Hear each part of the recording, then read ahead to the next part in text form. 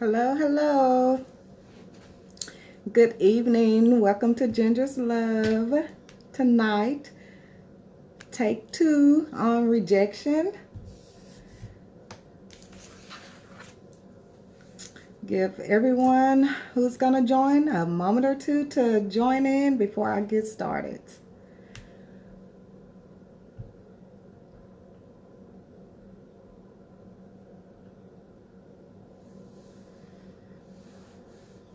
Hi.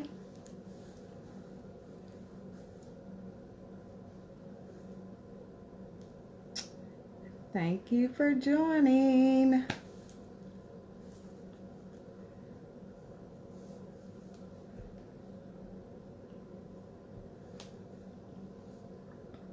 And of course, I don't know who it is on here. Hello, hello.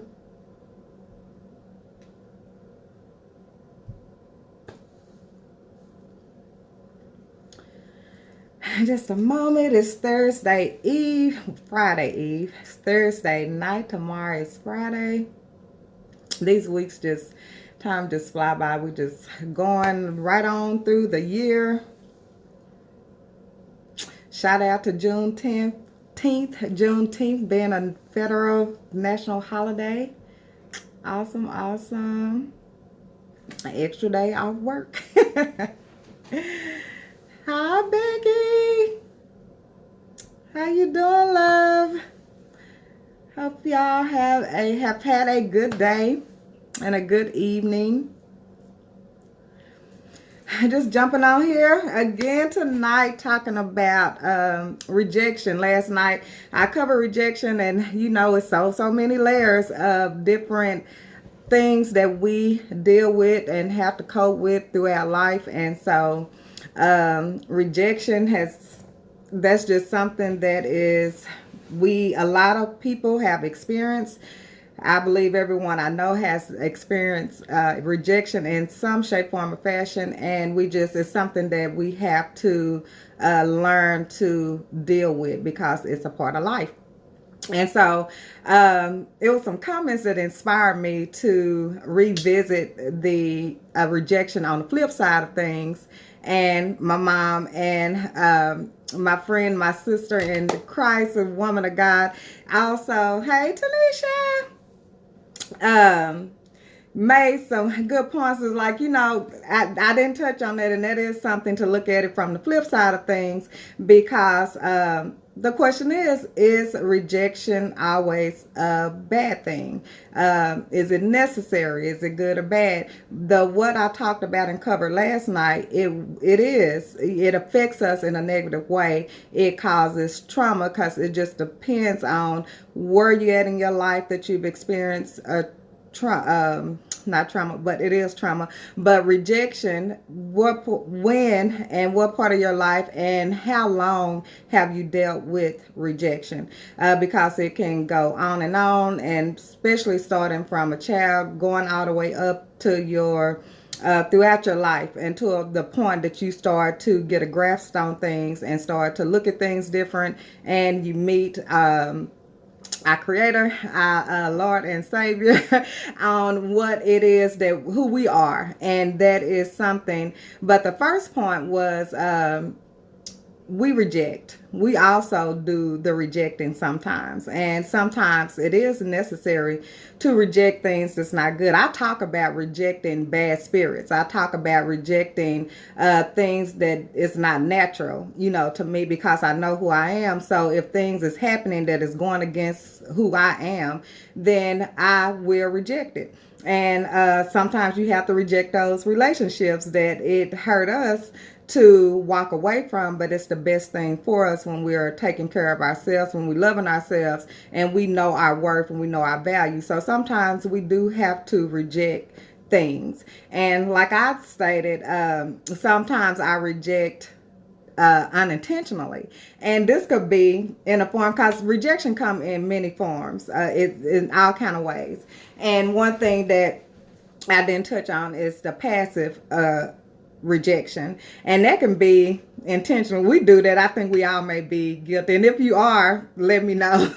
Let me know if when you just don't respond to someone or you ignore someone, when they reach out to you or they're calling you and you don't answer the phone, that's reject. Or you hit decline.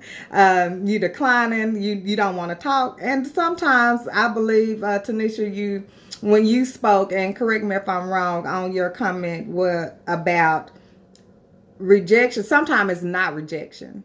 Sometimes it's protection. It's not always something. And the saying that rejection is God protection. Sometimes we don't get what we want because it's what's best for us. We don't know it yet, but in the long run, we start to understand that it was the best thing for us. It's good that a situation didn't work out. It's good that you didn't get this job. It's good that you did not get that relationship didn't last, or it didn't even start off. So it could be a number of things that it comes in a form of protection, and especially when you are connected and again, those relationships that we so put our all into and that we try to have and do everything that we know to do to try to have a successful relationship, and it doesn't work out. Sometimes it be for the best. It's a good, like say, it's their loss and it's your gain. You don't have to deal with some things. But when you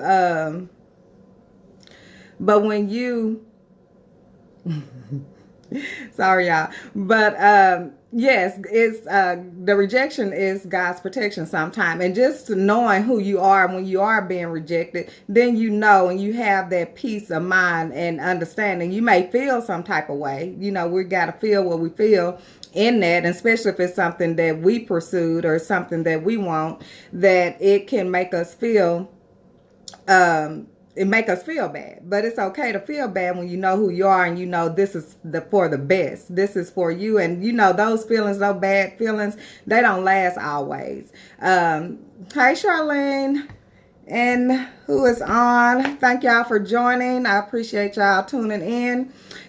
Just talking about that, and I know I love engagement and put your opinions or your feedback, your perspective on it. And so that is what I want. I get on here and I talk. I have my point of view and how I deal with things. But in dealing with rejection, in your experience, what has it been like for you? Has it always been bad? Have you been able to identify that this was for your own good, and you start to thank God for not allowing you to take that path that you would have gone down had you been given what you thought you wanted? Because everything that we think we want is not always the best thing.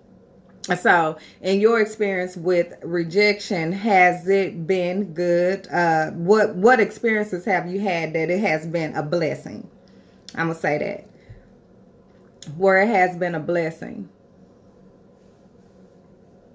that you realize that it was the best thing for you. Hey Dina, how you doing? Thank you for joining.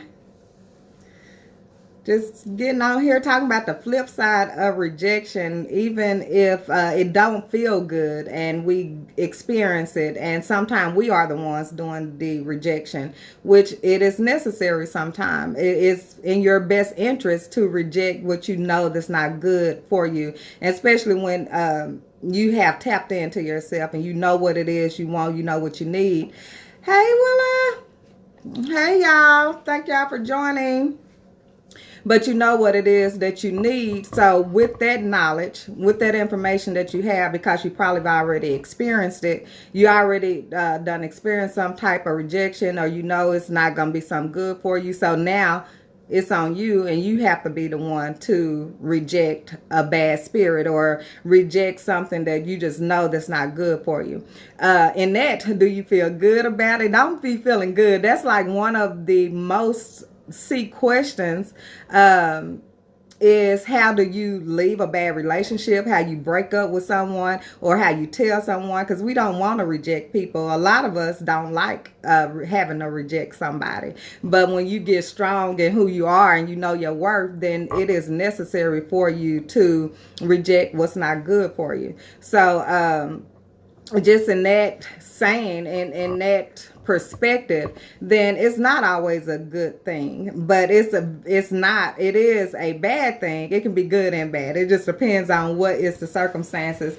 And at the end of at the bottom line, when it's all said and done, it still boils down to knowing your worth, knowing who you are, and being able to deal with it, even if you're the one being having to be the one to say no, or to stand on who you are, to protect your peace, to protect, just the harmony in your life. Because sometimes when you can't say no and you don't set those healthy boundaries, and even if it don't feel good, sometimes you just have to, because you know it's gonna be best for you and the other person. And just knowing. So I did ask a question about, in your experience with rejecting, whether you are the one who is rejecting or you're being rejected. In your experience, that have you reached a point in your life to where it is a blessing? It is, you realize the blessing in it. Like, it's a freedom. It's a relief. Because some of those situations we stay in, or we stay in a place no matter what the situation is, but it's a place where we don't want to be, but we stay there. And something can happen, and either if you don't have the courage, or the confidence to leave a situation, sometime God helps us out, and it just happened. And it's like His grace and mercy on our lives that help us get out of a situation that we couldn't find or get the courage enough to do.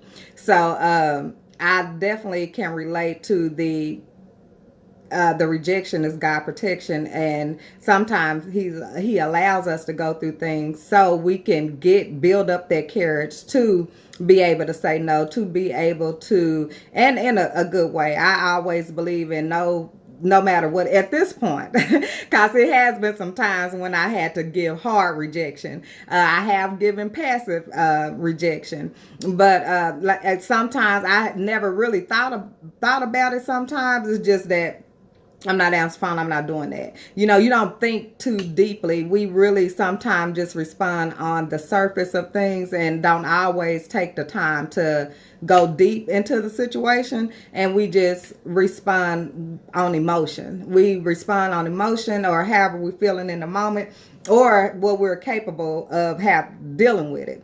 So, in that sense, like, what are some of the things that you've experienced and when it comes to rejection, whether it's good or bad, and was it a blessing and a lesson, or a blessing or a lesson, or what has it? Give me something. Hi everybody. Just waving at everybody. So anybody, I know it'd be a lag sometime, but if you have anything to add or elaborate on, please do.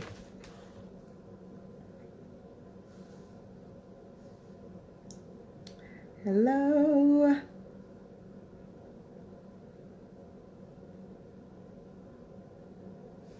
Okay, y'all being shy tonight? Is that what it is? It's okay.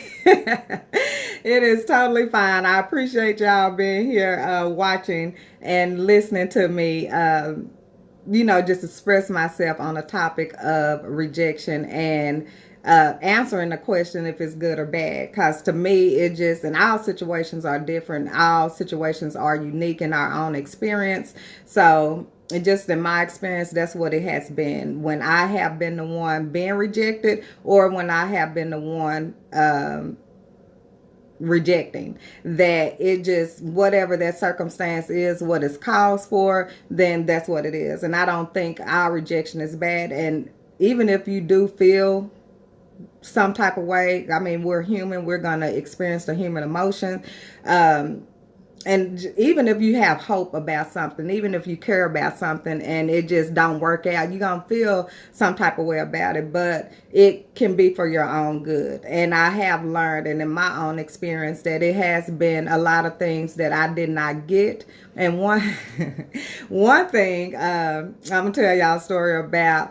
I've always wanted kids, always, from when I probably didn't have no business wanting to have a child. But just growing up, the whole family dynamic thing has always been something that I have admired, and I always desired as well. Admired and desired. Just the whole, family, kids, and, just raising. I think that's a natural thing because we are meant to be together and have families, and that's why we're able to have babies is to have a family. And so that's something I always want. But as I continue to grow and grow and experience life, I would have been a single parent if I would have had kids at the time that I wanted to, because it started from high school all the way up, to my adulthood. I've always wanted kids, and I have not. But I never believed that I could not have kids. I just always, at this point, I feel like who I am and what I want to experience in having a family and having, just having a family. The whole, you have the man, the husband, the child, the family, and that's just something I've always wanted. I've had it in my experience. I've witnessed it. So that's just like the thing I've wanted. And so as I got older and I started, the kids got bad. They got even like, whoa. And I'm like, I'm so glad that I did not have kids when I wanted kids. But I am always blessed that I have my nieces and nephews and my friends' kids. I have been such a big part of their lives that I've been thankful, and I've always thanked God that I have been able to experience motherhood from that aspect, because it's just a natural. I have that maternal instinct. It's just who I am. And so that's why another thing I believe that I would not, even though I didn't have kids or I haven't had kids, that it's not, I'm never going to have kids. That's not the case. It just wasn't my time yet. And it was my protection, because I'm like, Lord, I know I'll be sitting up, just really sad without having, the whole deal and having that consistency in my family that I would want, or that my idea was. So I kind of start finding myself thanking God that I did not have kids when I did. And I really believe that was a protection of my heart, of my mind, and just my emotions that I would have gone through with it. But I know the child would have brought me so much joy, but I still would, my heart would have gone out to my child if I ended up not having that consistency in the family dynamic, because we know that is an issue. But so that's my story on that protection part, and just me being me, and God knowing my heart, knowing my desires as He give them to us. My coach, she was speaking on how God gives us the things on our heart. It's not so much, and I've always had the idea that the desires of our heart is something that we want. It's something that the ego wants, of what we done identified, and that's how I've always looked at it. And she made a point about, it's God gives us the desires of our heart, meaning what we want is what He gives us, because He know what's good for us. He know what's going to bring us peace, what's going to bring us prosperity and happiness and joy. So the things that we want naturally is the things that God has given us to want and to desire. But we have to go through what we go through. We have to go through the process to choose those things, because what we want on the flip side, like me wanting a kid out of wedlock, ain't married or anything, I still wanted a child. So I wanted that, but that wasn't what I needed, at the time in my life, for what I wanted. So not having that was good. And I was like, that really does make sense, putting it in that perspective, because I've always had like a different, little slightly different view of that. But and then the things that I did want for myself, and when I got it, it wasn't what I thought it was going to be. So he will give you desires of what you think you want as well. What you think you want, but you don't be ready to sustain it, to maintain and sustain what you think that you want, because you haven't grown yet. You don't know him yet. So that goes back to how he will move things or remove things. And we may experience that rejection because it's not our time. It's not our time to experience that, even though we want it. But he know there's more work that he has to do in us before he give us that. So that rejection is that it is a blessing, and that is my spiel on it. That is what I feel. That is my experience. I'm gonna say that is my experience when it comes to that, and my thoughts on the question if rejection is always a bad thing, or could it be a good thing. So we know that's my take on it. And then I'm gonna wrap this up tonight. If y'all don't have anything you want to add or say anything to on this topic, then I'm gonna go ahead and say good night. And I hope you all have a good one. Y'all have a good night, a good weekend. I'll be back. I have some guests joining me in the future, so be looking for that. And thank you for joining. Thank you for watching. It's always a blessing for me to be here to share myself on my platform, and hope to see y'all again soon. Have a good night.